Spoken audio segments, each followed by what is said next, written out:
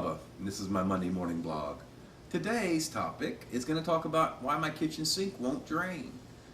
You took the trap apart and there's nothing in it, and you tried to run something down the sink arm and you couldn't get through it.